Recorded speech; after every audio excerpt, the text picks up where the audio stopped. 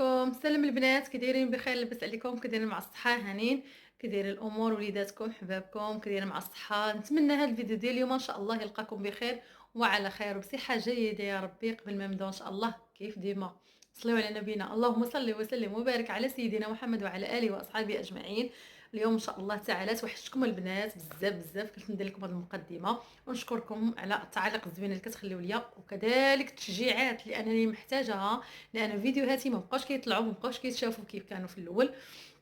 المهم الحمد لله الحمد لله بمحبتكم وعلاقتكم بيا وانكم كتسناوني امتى نحط الفيديو وكتخليو ليا فيه تعليق زوين. هذا هو المضمون فيكم.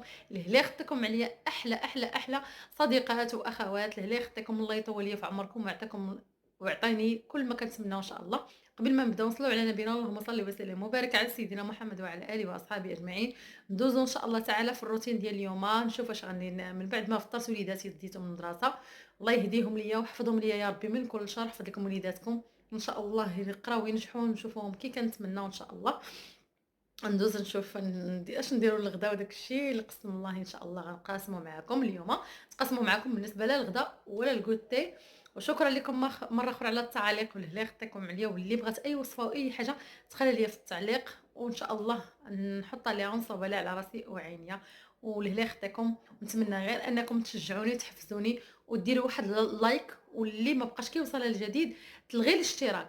يعني تورك على ديك اللعيبه اللي كنوركوا على ديال الاشتراك، تلغيه وتعاود بحال يلا اول مره غتشارك معايا وتفعل الجرس، دائما غادي يوصل الجديد ديالي ان شاء الله تعالى. ونتمنى انكم ديروا لي البارطاج ما بين العائله والاحباب والاصدقاء، باش ان شاء الله قناتي وقناتكم تكبر وتستمر باذن الله تعالى. لانني بعض المرات كيجيني الاحباط، علاش شوني ما بقاش كنبغي نحط الفيديوهات، لانني كنعيا وملي كنشوف الفيديو كنتعب عليه وكندير ليه المونتاج وكياخذ من وقتي وفي الاخر ما كيتشافش. يعني هذا تيخليني انا ما نبقاش نحط الفيديوهات. المهم شجعوني ومحبتكم ليا وبارك انكم نتوما متبعيني، هذاك الخير والبركه. اللهم ديمها نعمه وحفظها من الزوال يا ربي. يلا دوزو دابا ان شاء الله، وبوسه لكم كبيره كل وحده باسم ديالها. ندوزو دابا ان شاء الله تعالى باش نوجدوا الغدا ديالنا، وهانتوما معايا اخواتي. ودابا ان شاء الله كيف كتشوفوا اخواتي، درت الطاجين حتى سخن مزيان. درت قياسي ديال الزيت، شويه الملحه ما تكثروش لان غندير شويه صلصه الصوجا والحامض مصير مالحين. حطيت هنا الجنيوحات اللي حتى هما مغسولين بالملحه، ضروري ردوا البال، مغسولين بالملحه والحامض والسكنجبير ومسقطرين مزيان. غادي نشحرهم ان شاء الله مزيان مزيان حتى تدخل فيهم هذيك المليحه. وغندير واحد شويه ديال الثومه اللي محكوكه كيف شفتوا. المهم الطاجين راه كيجي زوين البنات، كيجي معلك على مزويناتو، نوعوا به وسط السيمانه. غطيته باش يرجع فيه داك لافابور بما من بعد ما قرصت الخبز راه هو مغطي لهيه اللي كيبان لكم. وصافي مره مره تنحرك حتى تشحر ليا هذاك الجنيوحات. هنا كندير العطريه، شويه ديال التحميره، سكنجبير كنكثرو انا بيني وبينكم في الدجاج كيبغي سكنجبير. هنا شويه ديال الخرقوم البلدي وشويه السودانيه والبزار. غادي نعاود نحركهم مزيان البنات حتى يتقلاو ليا ويشموا هذيك الريحه ديال العطريه. وهنا خديت العصير الحامض اللي غنصاوب به ان شاء الله واحد الكيكه بمذاق الحامض. خديت واحد المعلقه، عزيز عليا ندير الحامض بحال هكا في الدجاج. وعاد باش غادي نزيد مازال شويه ديال الحامض المصير حتى هو. قلت لكم هذا العصير كان عندي من داك العام، عاصراه وخليته في الثلاجه. ملي كنبغي نحضر العصير بحال هكا ولا شي كيك كنلقاه موجود. ودابا تبارك الله راه الحامض بدا كيوجد. هنا كي قلت لكم شويه البابه ديال الحامض المصير. وغادي نعاود نحرك حتى يتقلى مزيان ويشرب هذيك العطريه كلها اللي درت ليه والثومه والحامض المصير. صافي هنايا غادي نقطع ان شاء الله جوج بصيلات كبار دوائر كيف شفتوا. ورطبت شويه ديال الزبيب، ها هو غادي نديرو دابا من الفوق كيف كتشوفوا. شويه ديال الربيع وعويدات ديال القرفه. ايوا ها هو الطاجين واجد. مرحبا وزيد القدام. مرحبا وزيد القدام. صافي درت العويده ديال القرفه. هنا شويه ديال صلصه الصوجا، عزيز عليا نديرها في الدجاج وحتى في الحوت، عزيزه عليا كتبنن. اللي ما عندهاش ماشي ضروري. وكاس صغير ديال الماء وشويه ديال الحامض المصير حطيته في الفوق. صافي نقصت عليه البوطه وغادي نخليه يطيب على خاطرو، ما تكثروش الماء. كيف شفتوا راه دغيا جنيوحات غادي يطيبوا، وحتى البصله كتطلق الماء. رميت هنا الخبز راه كيطيب، وجيت نطلع على الطاجين اللي طاب تبارك الله، وريحته ما شهيتكم فيها يا البنات. ايوا اللي ما درت اليوم الطاجين تنوض ديروا للعشاء. اللي ما درتي الغدا نوضي ديري للعشاء. بهاد الطريقه راه كيجي زوين. صافي نطيب الخبز ونخلي الطاجين حتى يوكح، يعني ما يبقاش فيه الماء تماما، يبقى فيه ديك الزويته ديالو. ها هو الخبز محمر ما شهيتكم فيه. وهنا بديت كنوجد المقادير ديال الكيك. صافي غادي نحط ان شاء الله الوليدات يتغداو، والله ينفعنا وينفعكم بصحه غداكم. ايه والله يعطيكم صحيحتكم، اللهم ديمها نعمه وحفظها من الزوال يا ربي. بالنسبه للكيك اللي بمذاق الحامض اللي قلت لكم، غنحتاجوا فيها من 5 حتى 6 البيضات، القشور ديال الحامض، وكاس عامر ديال الحامض، كاس ديال الزيت وكاس ديال السنيده، والطحين حسب الخليط، وجوج خمارات. هادشي اللي غادي نحتاجوه ان شاء الله. ايه ولا الشعيبيه راه واقفه على شغلها. ايوا كتشوفوا البنات، هنايا درت هذاك البيض كي قلت لكم 5 ولا 6. مثلا غادي نحتاجو جوج اخرين في الكريمه ان شاء الله. المهم هرست هذاك البيض اللي عندي، انا درت 6 البيضات. صدقوني هاد الكيكه يا البنات كتجي كتحمر الوجه، ديروها في اعياد الميلاد، ولا ديروها بحال هكا جاي عندكم الاحباب ولا غاديين عند شي حد. صراحه الله كطلع فنه، ورا الحامض بدا كيوجد دابا. صافي زدت شويه ديال الملحه، وهنا غادي نبدا نطرب. خاص السرعه تكون كثيره باش يطلع لينا هذاك البيض. من بعد ما غنزيد واحد جغيمه ديال الماء طيب. هذاك الماء طيب تيخلي البيض دغيا كيطلع، ما كيتعطلش الا كنتو مزروبين بحال هكا. صافي غادي نبقى نطرب مزيان، ضروري نطرب مزيان حتى داك البيض يعود بيض، يعني كيبان بحال بدا كيعود بيض، باش تصدق لينا الكيكه وتجي زوينه وتجي خفيفه. وهذا كتجي زوينه الا طربتوا البيض مزيان، صغتوا الا درتوا ديك الجغيمه ديال الماء طيب.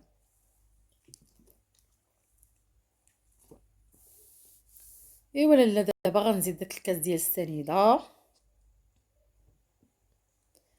ضروري عمروا الكاس البنات باش يهرس لكم هذيك الحموضه ديال الحامض.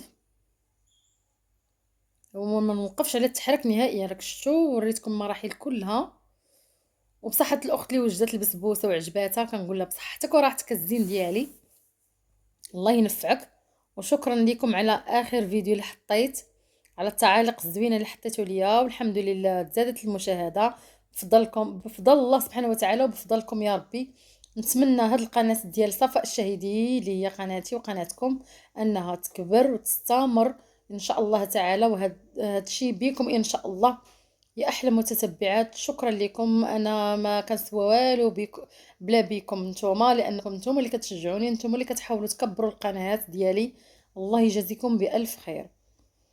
صافي هنايا زدت الكاس ديال الزيت، وغادي نزيد الكاس ديال الحامض، وكيف شفتوا راني ما وقفتش نهائيا التطريب. الله يسهل عليا وعليكم وكبر بكم. شكرا لكم انكم كتشوفوا فيديوهاتي، والهلا يخطيكم عليا احلى اخوات وصديقات. الله يدوم محبه وتواصل بيناتنا ان شاء الله. واي وحده كتجرب شي حاجه كنقولها بصحتك وراحتك اختي. صافي هنا زدت الكاس ديال الحامض. وشكرا للاخوات اللي قالوا لي كيعجبوهم الروتينات ديالي، الف شكر لكم اخواتاتي. الهلا يخطيكم. قشور ديال الحامض ما نساوهمش، غير شويه. وغادي مازال نحتاج هذوك القشور، وغنزيد عليهم واحد شويه مازال نحكو باش غادي نزينوها ان شاء الله. صافي غادي نبقى نخلط على هاد الشكل حتى تخلط مزيان. وكي قلت لكم 2 كيسان يكونوا عامرين ديال طحين فورس، او على حسب الخليط، على حسب الخليط، لان بعض المرات كيكون الطحين ما تيشربش، او الطحين اللي كيشرب. انا غادي نزيد واحد شويه، واحد ربع كاس. المهم عينكم ميزانكم باش ما تجيكمش ثاني خفيفه بزاف. هنا واحد ربيع ديال الكاس غادي نزيدو، الله يجعل شي بركه. ونقص السرعه. هنا غادي نقص السرعه ديال التخلاط. ها كنعاون بيديا كندور، اما هي السرعه راه نقصتها. صافي غادي نزيد ديك جوج خمارات ونبقى نخلط ان شاء الله حتى يتخلط لي المقادير كلها. وغندهن المول اللي غادي يدخل الفران، دهنو بالزبده ورشوا بالطحين. المهم كل وحده دير المول اللي كيعجبها وكترتاح فيه. نخلط مزيان وندخلها الفران حتى طيب ان شاء الله. وندوزو باش نوريكم الكريمه اللي غادي ندير الكيكه ديالي من الفوق ان شاء الله تعالى، ونتمنى تعجبكم.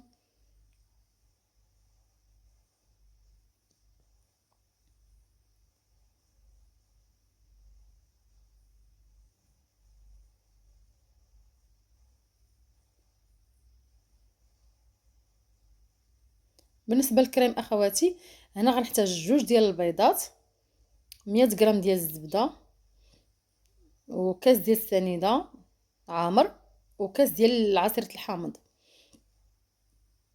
غادي ناخذ ديك جوج بيضات غنديرهم في كاسرونه بحال هكا، نزيد عليهم داك الكاس ديال السنيده. صدقوني هاد الكريمه راه كتجي لذيذه لذيذه.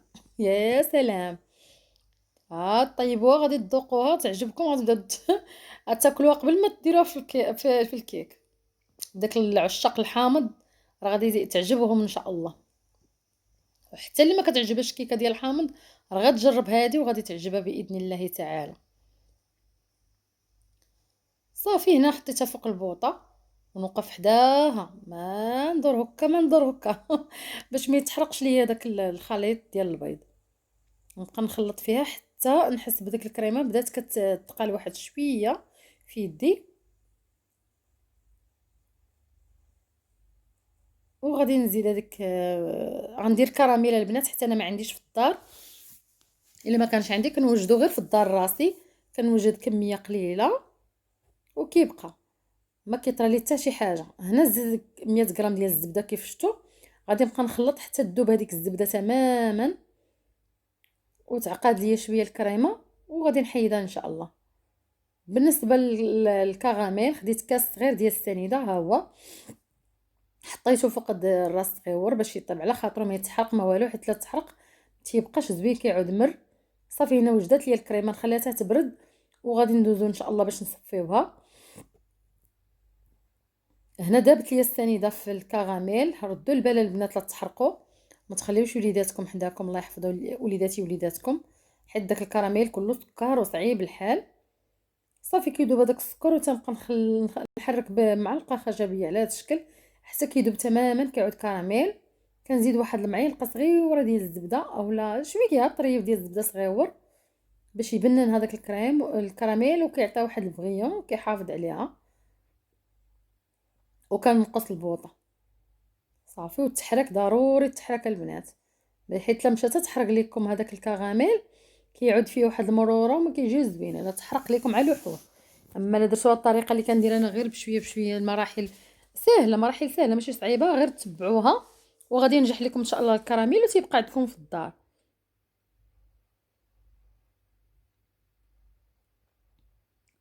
صافي ها هو دابا دابت هذيك الزبده. غادي نزيد ان شاء الله تعالى واحد الكاس ديال الحليب وكاس صغيور، نص كاس صغير ديال الماء اللي غنزيد عليه معلقه ديال مايزينا، معلقه صغيره تكون عامره ديال مايزينا اولا نشا. ها هو الكاس ديال الحليب غادي نخويه. ما تخافوا ما والو واخا يطلع لكم هذاك حيت الكاسرونه غير صغيره، داكشي علاش بالحق راه ما تيطرى حتى حاجه. شوفوا جلخت الدنيا بالكاس المهم ردوا البال صافي البنات. وما تنساوش التحريك اللي هو ضروري بالنسبه للكراميل. نمسح هادشي ضروري نمسح ونقى. صافي غادي نبقاو نحرك حتى كنحس بداك الكراميل انه طاب، خدا وقته في الطياب.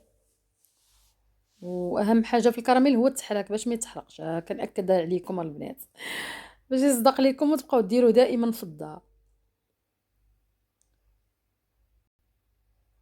صافي دابا هو وجد، غادي نخليه يغلى مزيان باش يبقى عندي في الدار ما يطرى لي حتى حاجه، ما يخسر ما والو. وغادي نزيد عليهم كي قلت لكم نص كاس ديال الماء اللي مخلط مع معلقه صغيره ولكن عامره عامره مزيان ديال مايزينا، هي اللي غادي نضيف على الكاسرونه الصغيره اولا الكراميل.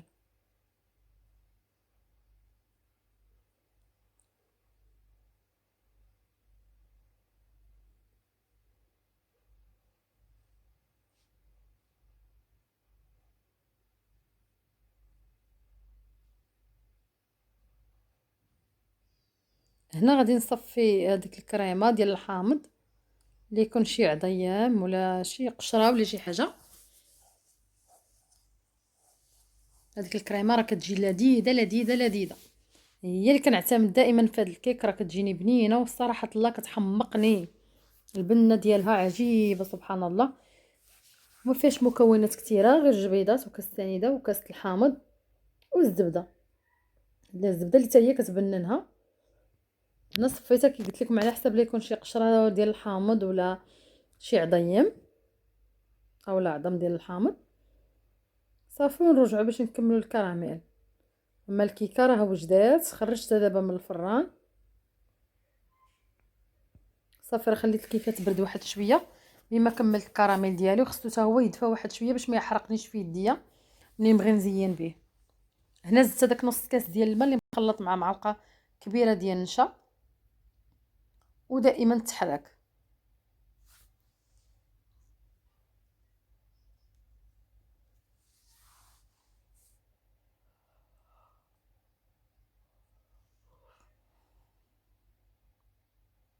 صافي هو دابا وجد، الله يجعل شي بركه. وهنا غادي ندير الخلاط وغادي نخلطو فيه ان شاء الله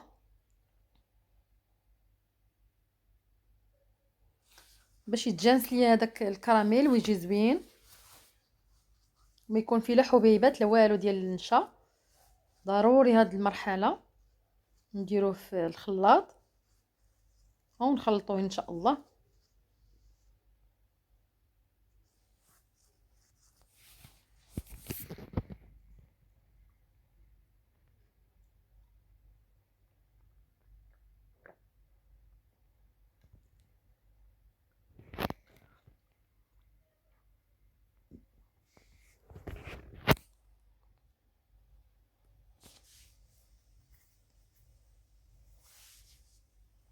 هنا راه توضر ليا الخلاط، ما عرفتش فين خشيتو داكشي علاش تعطلت عليكم البنات. انا كنقلب عليه، هو اللي غادي نطرب فيه دابا. عرفتي خشيتو، مره كنديرو في الثلاجه، مره لا اله الا الله وصافي الله يعطينا الثبات البنات. ايوا نتمنى تدعموني يا البنات، دعموني شجعوني باش نستمر معكم. واللي بغات اي وصفه تحطها ليا في التعاليق نوجدها لها ان شاء الله. اي اخت انا راه كنشوف تعليق بتعليق، واللي بغات اي حاجه ان شاء الله تعالى نحضر لها. بالنسبه للاخت اللي قالت لي على تدبير المصروف كيفاش كندير في المصروف ديالي وهذا، حبيبتي الاسم مشى ليا، انا ما كنعقلش الاسماء، يا ربي تسمح لي تعطينا الثبات وصافي. المهم الاسم ما عقلتش عليه. بالنسبه لتدبير المصروف انا حيت راجلي خدام غير حر ديال راسو، يعني اللي قسم الله كي عطلب معاشو كيف كنقولوا، يعني ماشي كيتخلص الشهر باش غادي نقسموا المصروف ما بين الكرا والموضوع. حتى انا كاريه، يعني كيخلص حاجه بحاجه كل شهر ورزقه. داكشي علاش ما كيعطينيش يعني كل شهر واحد القدر ديال الفلوس باش نعرف شحال غادي نخسر وشحال غادي نطرف. يعني كل شهر وهو يعني كنخلصوا الكرا، كنخلصوا الموضه، الويفي، يعني عدو بزاف ديال هذا. يعني المهم كي نتمنى تفهميني، لانه طالب معاشو ماشي خدام شي شركه ولا شي حاجه باش داكشي اللي كيشد في الشهر مثلا كيعطيني منه اللي كنصرف وكنطرف منه. يعني كاين شهر اللي كنشيطو، كاين شهر اللي ما كنشيطو حتى حاجه. المهم حنا عايشين وصافي، اغلبيه حنا ما كنشيطو والو، حيت على قد الحال داكشي اللي كنصورو كناكلوه. هادشي اللي بغيت نقول لك اختي، نتمنى تكوني فهمتيني. ولا كانت شي حاجه راه نقدر نقولها لك. انا حدي دايره واحد جوج ربيعات، كندير وحده فيها درهم للنهار، نتقاسمها معكم. الا بغيتوني نوريكم كيفاش كندير هذه نوريها لكم. قرعه كنديرها غير مع راسي انا، دايره جوج ربيعات، كل وحده شحال كنحط فيها في النهار وفي الاسبوع. صافي يعني بحال هكا. بغيت ناخذ شي حاجه ديال ما نشريها ولا شي حاجه، حيت كيف شفتوا القناه راه صغيره باقي ما كنتخلصش منها ما والو، باقي ما كيطلعوش ليا الفيديوهات. ان شاء الله ملي تطلع قناتي وداكشي اي حاجه غنتقاسمها معكم ان شاء الله. صافي خويت هذيك الكريمه فوق الكيك، ودابا غادي ندوز عليها واحد الخطوط ديال الكراميل من الفوق. صدقوني بحال شكل الكلاصاج هذا كيجي رائع البنات.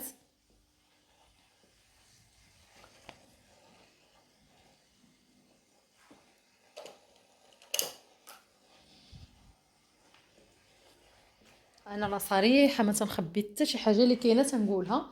يعني الاخت اللي كانت سولاتني نتمنى تكون تشوف هذا الفيديو وتشوف. يعني انا ماشي من داك النوع اللي كنخسر بزاف وكضيع رزقي وهذا، ولكن حنا عايشين على قدنا. كي قلت لك راه راجلي غير طالب معاش يعني، ولكن الحمد لله عايشين من داك شي رفيع، اللهم لك الحمد. احسن من شي وكرف من شي، كي كنقولوا اللهم ديمها نعمه وحفظها من الزوال. قانعه اللهم لك الحمد، ما عندي ما خاصني. عايشه في ديور الكرا، واكله شاربه مكسيه مصبطه، اللهم لك الحمد والشكر. ما كنتسلف، ما كنتكريدي على راسي، ما تنكلفش على راسي. المهم عايشه بداك الشيء اللي قسم لي الله. اللهم لك الحمد والشكر، اللهم ديمها نعمه. كنتمناو غير الصحه والسلامه حبيبي ديالي، لا انت ولا كاع الاخوات. نطلب ليا وليكم غير الصحه والسلامه.